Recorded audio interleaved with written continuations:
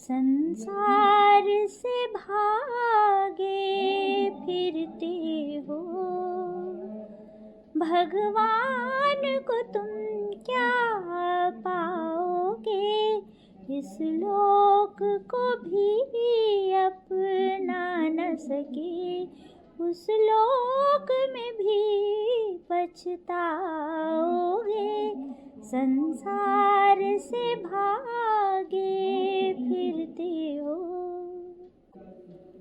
ये पाप है क्या, ये पुण्य है क्या, रीतों पे धर्म की मोहरें हैं।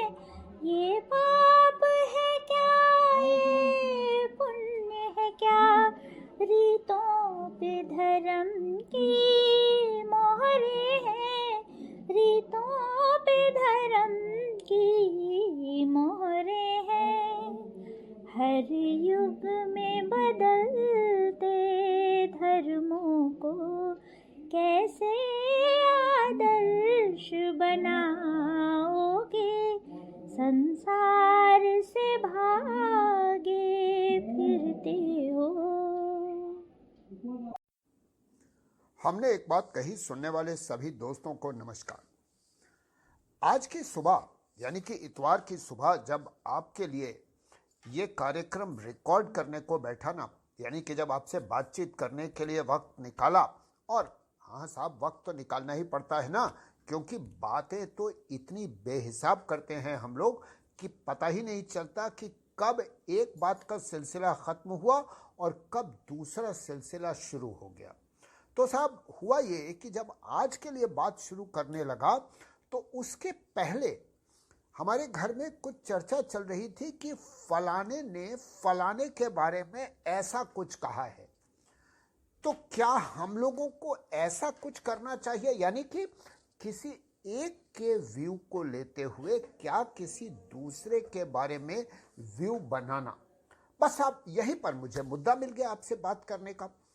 तो मैंने उसको इस तरह से परिभाषित किया कि आखिरकार हम लोग जो अपने विचारधारा, अपने व्यूज बनाते हैं ना, तो उसमें क्या हम लोग क्रिटिक्स के व्यू को इनकॉर्पोरेट करते हैं या सब कुछ सिर्फ अपने मन के ऊपर निर्णय लेते हैं, यानी कि हम खुद ही क्रिटिक भी हो जाते हैं और खुद ही डिसीजन लेने वाले भी हो जाते हैं। तो अब साहब इस पर जब विचार करने लगा ना, तो मैंने ये सोचा कि आखिरकार हम लोग क्रिटिक्स का व्यू लेना क्यों चाहते हैं। तो मुझे याद आया कि मैं हर इतवार को, अब आजकल तो शायद वो सब बृहस्पति या शुक्रवार को आने लगा है, टाइम्स ऑफ इंडिया में, और चाहे कुछ पढ़ूं या ना पढ़ूं मगर फिल्म रिव्यू जरूर पढ़ता था।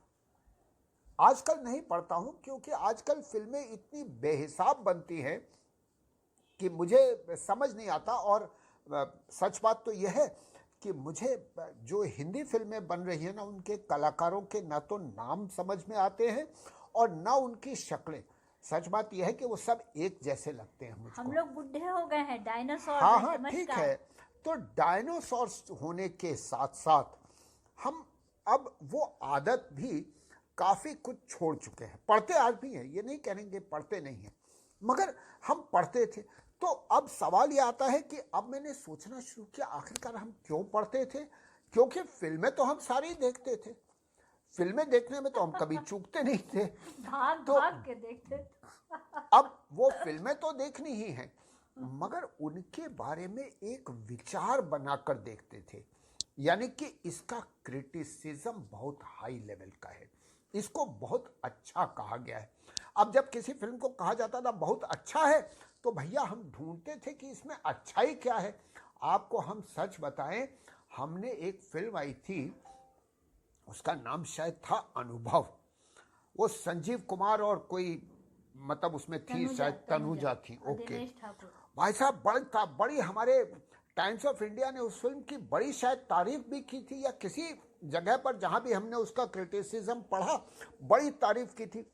और उसमें ये लिखा था खास तौर से उसकी बातों में कि साहब ये फिल्म उन लोगों को तो बेहद पसंद आएगी जो मैच्योर होंगे।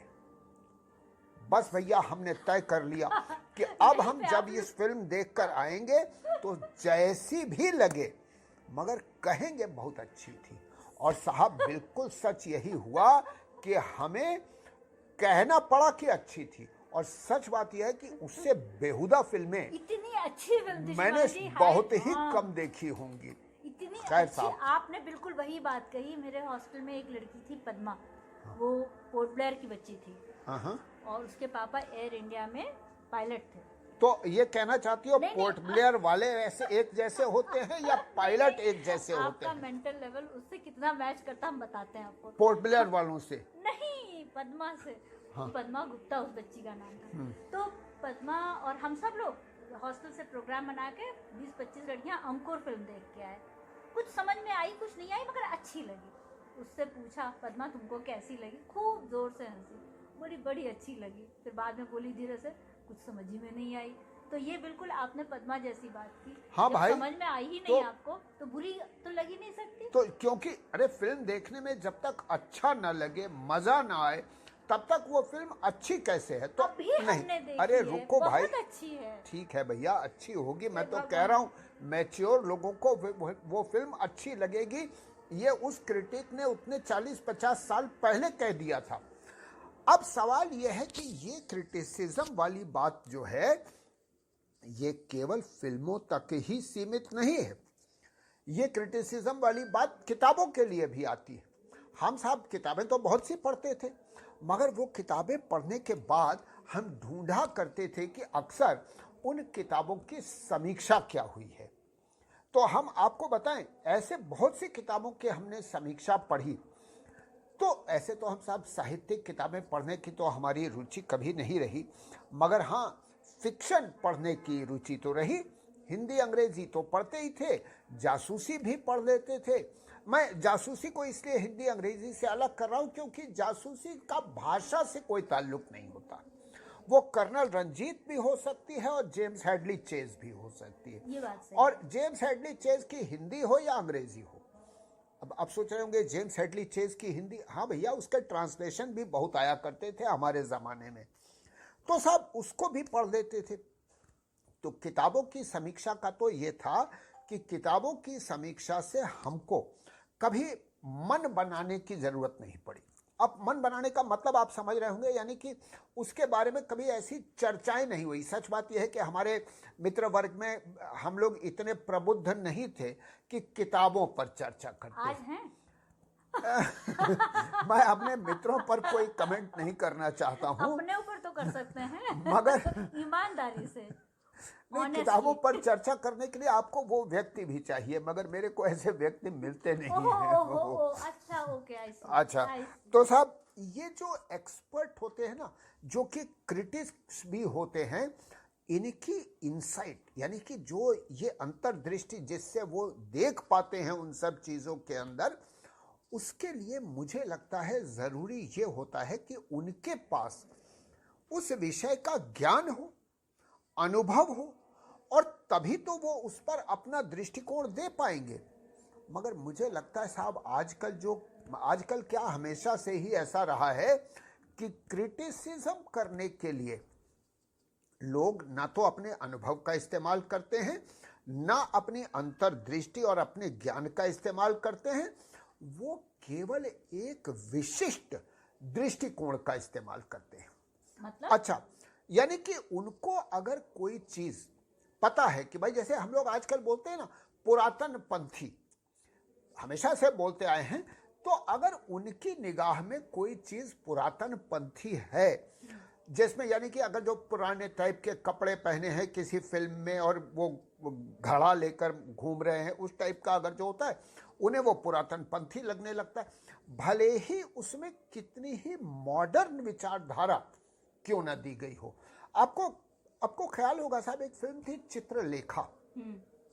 चित्रलेखा में एक सन्यासी, राजा और एक नाचने वाली देवदासी, इनकी कहानी थी। उस फिल्म में एक बहुत ही बेहतरीन संदेश था, जो कि मैं जब वो फिल्म देखी तब तो नहीं समझ में आया साहब।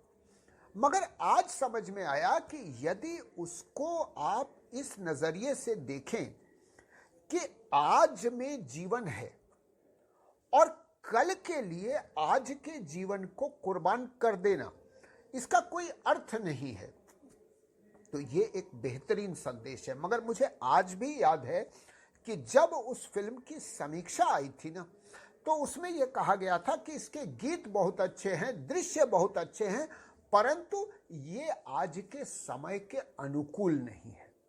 अब सवाल यह है कि जो भी उसकी समीक्षा कर रहे थे, उन्होंने सिर्फ केवल चूंकि वो राजा महाराजा की कहानी और ये सब देवदासी वगैरह की कहानी थी, तो उन्होंने उसको उस हिसाब से समयानुकूल है या नहीं है इस पर लगा दिया। ये कहानी तो ऐसी है जो हर समय के लिए जबकि अनुकूल है। सच बात यह है कि ये कालातीत है, हाँ। यानी इसके लिए किसी काल का बंधन नहीं है। हाँ। ये कहानी तो हर समय के लिए सच है। मगर खैर, तो मैं ये कह रहा था कि इसीलिए जो क्रिटिक महोदय है ना, उनके अंदर वो सब गुण हो, जैसे उन्होंने इसके संगीत को पहचान लिया, तो शायद वो बड़े अच्छे संगीत के ज्ञाता होंगे।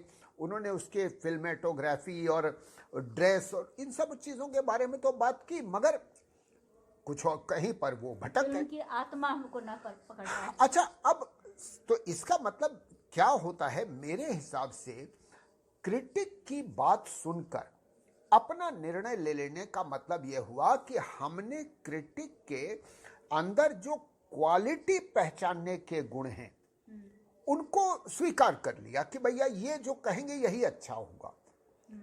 तो मुझे लगता है साहब कि ये तो थोड़ा सा गड़बड़ बात है। तो ये हुआ कि हमने अपनी बुद्धि निकाल के उनके चरणों में डाल दी और जो वो कहेंगे जी हुजूर करके मान लेंगे। शायद उसको हम मान ले रहे हैं। हम अपनी बुद्धि का प्रयोग क्यों नहीं करेंगे? हाँ, वो इसलिए नहीं करते क्योंकि कभी कभी तो हमारे पास समय नहीं होता है कि ये निर्णय हम ले सकें कि भैया कौन सी फिल्म देखनी है। मान लीजिए 5 फिल्में आई हैं उस हफ्ते में, तो भाई कौन सी फिल्म देखें कौन सी न देखें। तो इसलिए हम क्रिटिक के निर्णय का, अब यहाँ पर मैं फिल्मों की बात बार बार कर रहा हूँ। ये बात केवल फिल्मों के बारे में नहीं है, ये बात तो इस बारे में भी है कि आप कभी मित्रों में चयन करते हैं, यानी कि किस मित्र को आप अपने रैंकिंग में ऊपर रखते हैं, किसको नीचे रखते हैं।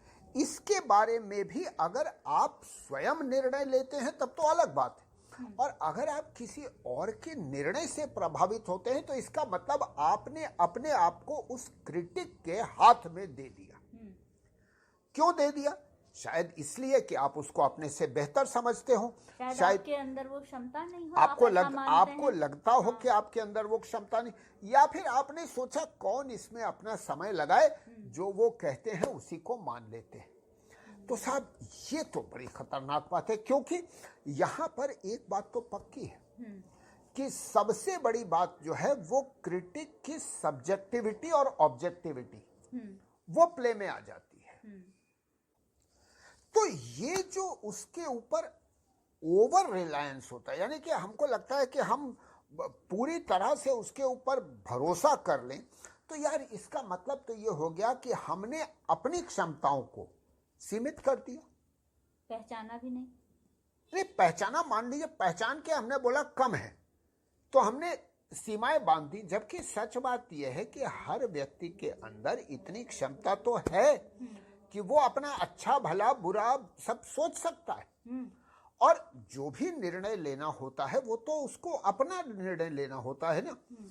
अच्छा, इससे भी बड़ी समस्या कब आती है? जब आप ये देखते हैं कि 2 क्रिटिक जिन पर आप विश्वास करते हैं, दोनों की विचारधाराएं अलग अलग होती हैं। यहाँ पर भैया बहुत मुश्किल हो जाती है, सारा कंफ्यूजन ही यहाँ पर आके खड़ा हो जाता है। या उधर इधर जाऊं या उधर जाऊं, किसकी बात मानूं? साहब मैंने इसके लिए अपनी जिंदगी में एक जैसे क्या कहते हैं ना, एक रास्ता चुना है, जिसको हमेशा भगवान बुद्ध के मार्गों के हिसाब से कहा जाता है मध्यम मार्ग। मध्यम मार्ग क्या है कि मैं पहले सबसे सबकी बात सुन लेता हूं, यानी कि सारे क्रिटिक्स के बातों को पढ़ लेता हूं। उसके बाद मैं क्या करता हूं, उन सबों को फेंटता हूं, मतलब उनको मिला लेता हूं, और मिलाने के बाद जो मेरे मन में आता है वो करता हूं। आपको यहां पर एक बात बताऊं साहब, मैंने अब मतलब धीरे धीरे करके ही सीखा, मैंने अब एक चीज जान ली है कि क्रिटिक अगर किसी चीज के 5 पहलू होते हैं तो यानी किसी व्यक्ति के अगर कि उसकी पर्सनैलिटी के 5 पक्ष होते हैं या 10 पक्ष होते हैं, और क्रिटिक साहब जो है उन 10 में से 3 को कहते हैं अच्छा है और 7 को कहते हैं खराब है। वो कहते हैं साहब, कोई दूसरे क्रिटिक साहब किन्हीं और 4 के बारे में अच्छा कहते हैं, किन्हीं और 6 के बारे में खराब कहते हैं। तो मैं आपको बताऊं मैं क्या करता हूं, मैं अपने मन से एक निर्णय लेता हूं और मैं ये बात अब मानने लगा हूं कि साहब कोई भी चीज या कोई भी व्यक्ति या कोई भी फिल्म ना तो पूरी तरह से अच्छी होगी और ना तो पूरी तरह से बुरी होगी। तो आनंद उसका लिया जाए कि उस व्यक्ति या उस फिल्म या उस पुस्तक या उस सीरियल में क्या हिस्सा है जो अच्छा है। यानी कि उसके बारे में कहा जा सकता है कि यार इस फिल्म में स्टोरी बहुत अच्छी थी, स्टोरी अच्छी थी, बाकी चीजें खराब थी, या स्टोरी भी अच्छी थी और साहब हमारी हीरोइन वो बहुत सुंदर भी थी। ये भी एक अच्छी बात हो सकती है। किसी व्यक्ति में हो सकता है उसका व्यवहार बहुत मुंहफट हो, मगर हो सकता है कि उसका सेंस ऑफ ड्रेसिंग बहुत अच्छा हो, या वो आदमी बहुत अच्छा हो। हाँ ठीक है, मतलब हम तो ये कह रहे हैं कि भाई उस व्यक्ति का जो पक्ष अच्छा है, यानी उस फिल्म का जो पक्ष अच्छा है उसकी प्रशंसा करो, उसका आनंद उठाओ। जो नहीं अच्छा है उसको छोड़ दो।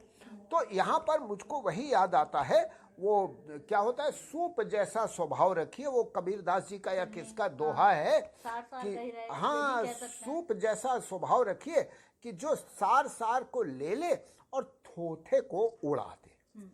तो साहब ये मुझे तो लगा कि अगर मैं मतलब सच बताऊं तो समीक्षा या क्रिटिक्स की बात जब आती है तो उसमें मैं अपनी जिंदगी में तो ऐसा करता हूं। हमको एक चीज़ और भी लगती है, जो लोग ये क्रिटिक्स होते हैं ना, इनके हाथ में होता है कि चीज़ को बना दो या बिगाड़ दो, क्योंकि बहुत लोग इनको फॉलो करते हैं और इनके ऊपर डिपेंड करते हैं। तो जहाँ पे ये अच्छा कर सकते हैं वहाँ पे ये गड़बड़ कर देते हैं। हाँ मतलब चूंकि अगर जो किसी व्यक्ति को गड़बड़ कर देते हैं, अगर सच बात यह है कि अगर किसी को लगता है कि वो भगवान प्ले कर रहा है तो वो सचमुच में भगवान प्ले करते करते वो भगवान जैसे सजा यानी बुराइयां करने लगता है, वो भगवान जैसी अच्छाइयां करके अपनी शक्ति नहीं दिखाता। यानी आपने शायद अपनी जिंदगी में देखा होगा, बहुत से लोग जिनके हाथ में सत्ता या पावर होती है ना, अच्छा वो अपनी पावर दिखाने के लिए बजाय अच्छा करके पावर दिखाने के किसी का नुकसान करके पावर दिखाने में ज्यादा भरोसा रखते हैं, क्योंकि शायद नहीं करना यानी किसी बात के लिए नो कह देना ज्यादा आसान होता है। अच्छा साहब, अब ये बात आई तो यहाँ पर एक बात और भी कर लें। अब चलिए समीक्षा की बातें तो हो गई, मैं जो अपने गाने देता हूँ ना उसके बारे में भी लोग भाग अच्छी समीक्षा कर लेते हैं। लोगों ने मुझसे कहा कि भैया ये कहाँ से पुराने पुराने गाने ढूंढ के लाते हो। तो एक साहब ने तो मुझसे ये भी कहा कि ये जो आपने इस बार वाला गाना दिया था, यानी पिछले हफ्ते जो गाना दिया था वो किसी नई फिल्म का था। अब देखिए साहब, यही तो नजरिए का फर्क है। वो गाना था दिलबर दिल से प्यारे, यानी कि फिल्म कारवां का। आप जानते हैं कारवां फिल्म कितनी पुरानी है? कारवां फिल्म बेहद पुरानी है। यानी जितेंद्र साहब जब फर्ज कर चुके ना, यानी अरे फर्ज फिल्म में जब काम कर चुके, फर्ज वारिस वगैरह करने उसके बाद ये कारवां उसी जमाने की फिल्म है जब वो जंपिंग जैक के नाम से अपने आप को स्थापित कर रहे थे। चलिए साहब, तो अब आपको बताऊं, ये इतनी पुरानी फिल्मों की बात करते हैं ना, ये एकदम नई फिल्म का मगर बेहद मशहूर संगीत आपके लिए ये रहा। चलिए साहब, अब आप अगर इसको पहचान लेते हैं ना, वास्तव में मैं आपका मुरीद हो जाऊंगा, और तो इससे ज्यादा कुछ नहीं हो सकता ना। आप पहचान जाते? हाँ साहब, हम तो पहचान जाते। अरे वाह। देखिए, हम भले ही गाना एग्जैक्टली उसके शब्द ना बता पाते, मगर हम आपको उसकी फिल्म जरूर बता देते। और हम इसलिए पहचान जाते कि हमको ये सौभाग्य प्राप्त हुआ। यहाँ हमारी बिल्डिंग में एक हमारी दोस्त रहती हैं, वो NTPC में उनके हस्बैंड काम करते हैं, तो वहाँ के एनुअल फंक्शन के लिए वहाँ जो हम लेडीज़ नहीं कहेंगे, लड़कियाँ कहेंगे, सारी लड़कियों को हमें ये 10 भाषाओं में इसी गाने को सिखाना था, इसलिए हम चलिए, अब इससे ज्यादा हिंट नहीं।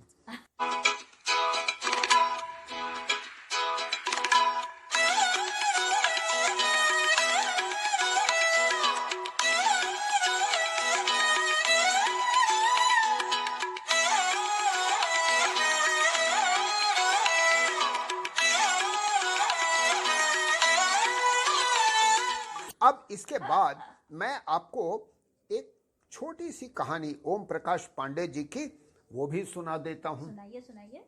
कहानी का नाम है चूड़ियां, जो कि उनकी पुस्तक चूड़ियां वो भी इसी कहानी के नाम पर है। पांडे जी का कहना है कि ये उनकी सर्वप्रिय कहानियों में से एक है।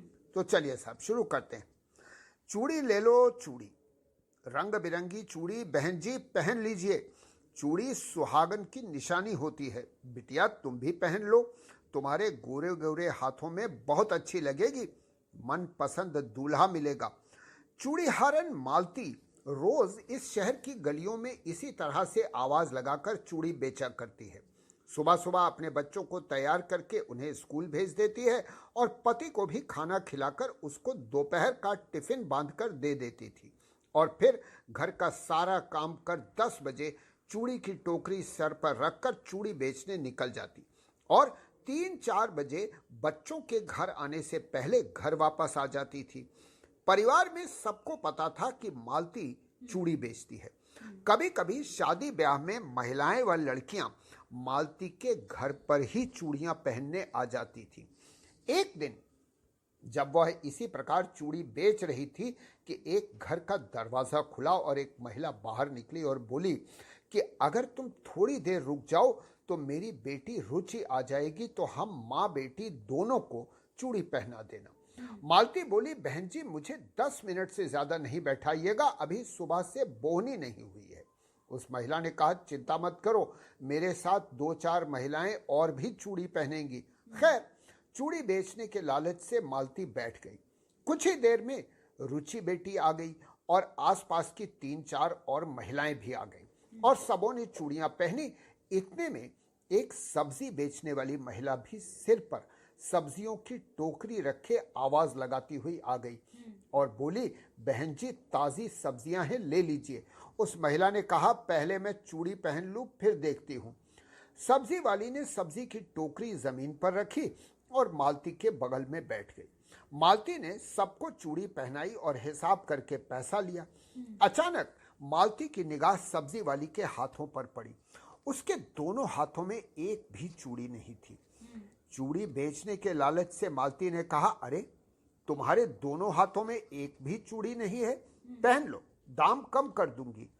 अचानक सब्जी वाली के चेहरे का रंग बदल गया। बोली, मैं चूड़ी नहीं पहन सकती। मालती ने पूछा, वो क्यों? उसने बताया कि मैं विधवा हूं। मालती स्तब्ध रह गई। कुछ देर बाद मालती बोली, बहन माफ करना, मुझे नहीं पता था। सब्जी वाली बोली, इसमें तुम्हारी क्या गलती है, सब मेरे भाग्य का दोष है। कुछ देर दोनों के बीच एक गहरा मौन छाया रहा। मालती ने कहा, बहन अगर बुरा ना मानो तो एक बात बोलूं। मौन को तोड़ते हुए कहा। सब्जी वाली बोली, बुरा क्यों मानूंगी, बोलो। मालती बोली, तुम्हारे कितने बच्चे हैं?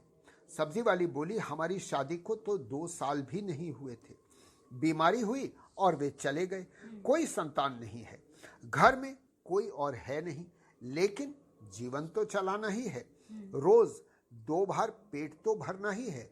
मैं मायके में कितने दिन रहती, दूसरों पर बोझ बनकर रहना अच्छा नहीं लगता। कुछ पढ़ी लिखी तो हूं नहीं, तो सब्जी बेचना शुरू कर दिया। किसी प्रकार जीवन की गाड़ी चल रही है। जब सब्जी वाली अपनी कहानी कह रही थी तो सारी महिलाएं जो चूड़ियां पहनने आई थी सुनकर बहुत भावुक हो गई।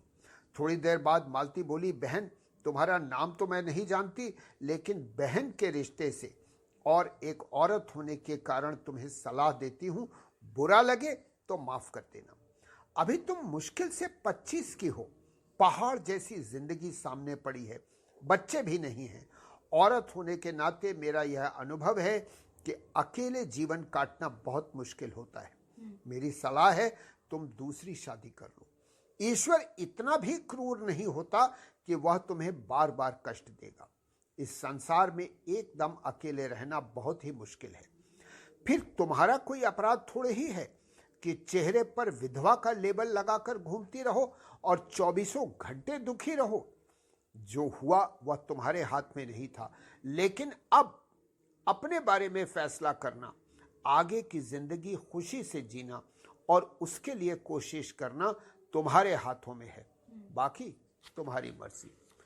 पास बैठी सारी महिलाओं ने मालती की बातों का जोरदार समर्थन किया और सब्जी वाली से कहा कि मालती की बातों पर एक बार विचार जरूर करना। इतना लंबा जीवन अकेले काटना बड़ा कठिन होता है। हाँ, अगर तुम्हारे बच्चे होते और तुम्हारी उम्र ज्यादा होती तो हम इस ढंग की बातें करते ही नहीं। अभी यह सब बातें हो ही रही थी कि रुचि ने लाल हरे रंग की 4 अच्छी चूड़ियां चुनकर सब्जी वाली को दिखाते हुए कहा, चाची आप इसे पहन लो, आपके गोरे हाथों पर बहुत अच्छी लगेंगी। सब्जी वाली की आंखों के कोने से एक बूंद आंसू टपक गया, जिसे उसने जल्दी से अपने आंचल के कोने से पोंछ दिया, जिसे केवल मालती देख पाई। कुछ पलों बाद सब्जी वाली ने अपना हाथ आगे बढ़ा दिया। इस घटना के लगभग 2 वर्षों के उपरांत एक दिन मालती जब रोज की तरह गलियों में चूड़ी बेच रही थी, वही सब्जी वाली महिला उसे सब्जी बेचते मिल गई। दोनों ने एक दूसरे को देखकर मुस्कुराया और दुआ सलामी के बाद मालती ने पूछा, बहन क्या हाल है? सब्जी वाली बोली, ठीक है बहन, आप कैसी हो?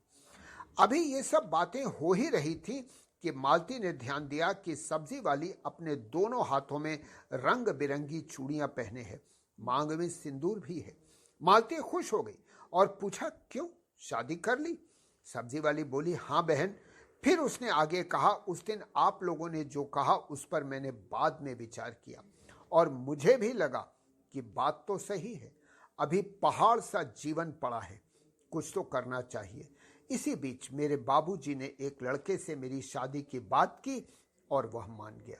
बाबूजी ने मुझसे कहा, तुम शादी कर ही लो। मैंने भी हाँ कह दी। हाँ, हालांकि वह मुझसे उम्र में कुछ छोटा है, लेकिन ईश्वर की इच्छा मानकर मैंने शादी कर ली। मालती बोली, बहुत अच्छा किया, छोटे बड़े से कोई फर्क नहीं पड़ता। सीता भी राम से बड़ी थी, राधा कृष्ण से बड़ी थी, स्वभाव ठीक होना चाहिए। सब्जी वाली बोली, नहीं बहन, वो बहुत अच्छे हैं। तो साहब, कहानी यहीं पर समाप्त होती है। इसके बारे में मैंने लेखक महोदय से जब बात की तो पांडे जी ने कहा कि देखिए, कहानियों का अंत तो कहानीकार अपने हिसाब से बनाता है, मगर पाठकों को स्वतंत्रता होती है कि वे उस अंत को स्वीकार करें या न करें।